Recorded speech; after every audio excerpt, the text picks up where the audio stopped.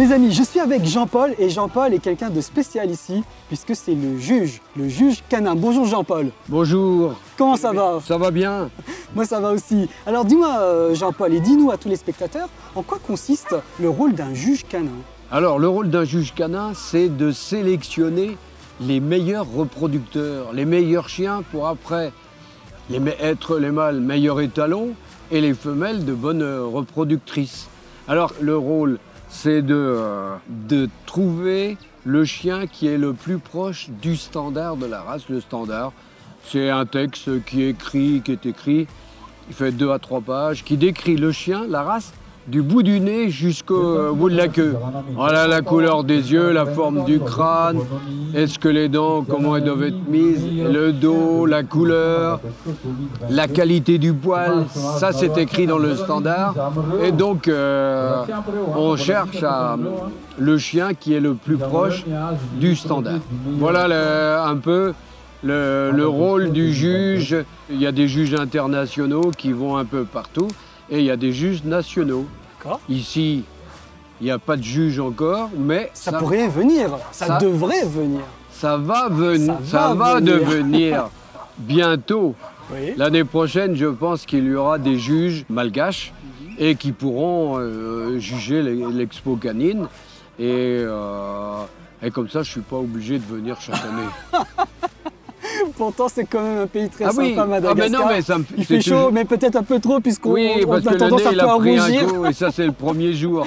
Je me suis fait avoir, j'avais pas de casquette. Je l'avais pas vue, elle était au fond du sac. Oui. Mais bon, non, mais j'aime bien Madagascar parce que j'ai créé des liens avec certains villages. Oui. Je retourne dans ces villages chaque année, donc des villages où il n'y a pas grand-chose. Hein.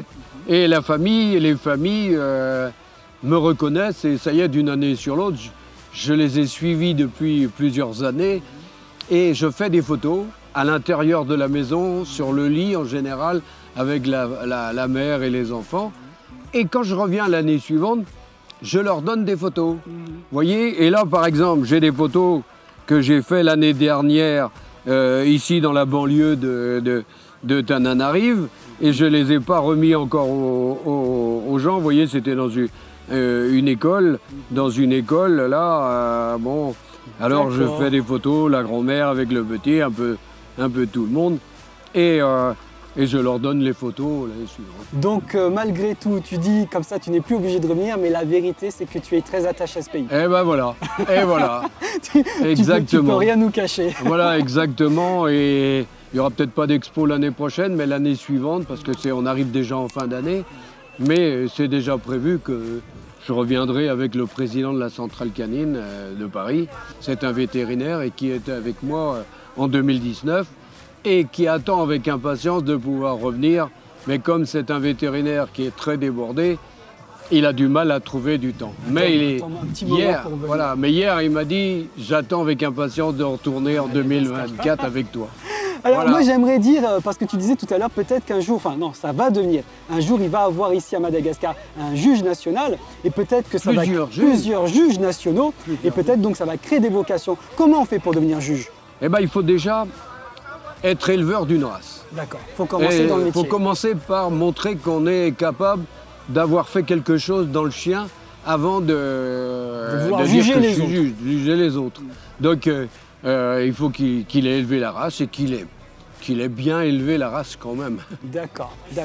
Et à partir de là, bon, on a déjà organisé un peu ce qui va se passer rapidement, puisque ça va être en juin prochain.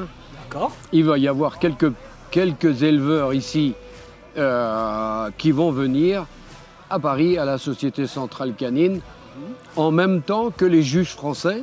Ils vont suivre le même stage. D'accord. Ça va durer 2 jours. Et au bout de 2 jours, ils auront la formation.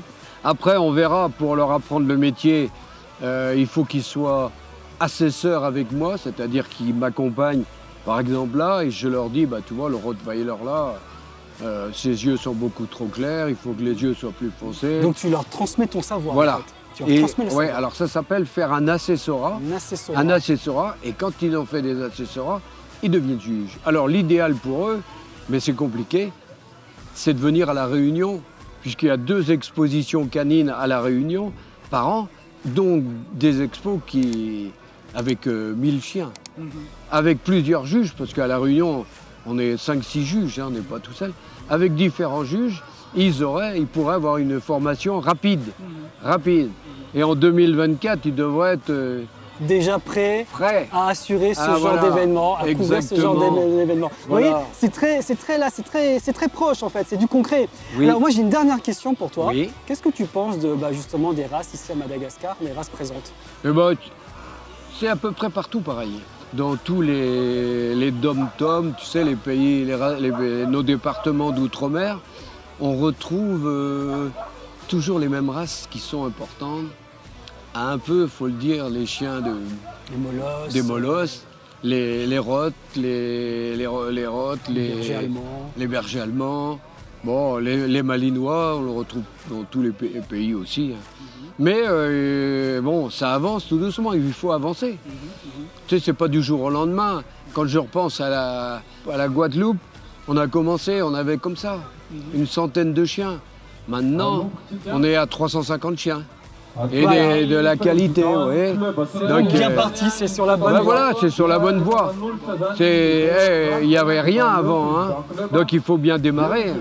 Donc voilà, Madagascar, on démarre, c'est sur la bonne voie. Merci beaucoup pour toutes ces informations. C'est moi qui vous remercie. J'espère qu'on te reverra. J'ai été très heureux d'être à Madagascar encore cette année. Et qu'on te reverra bientôt. Voilà. Merci beaucoup. Merci beaucoup.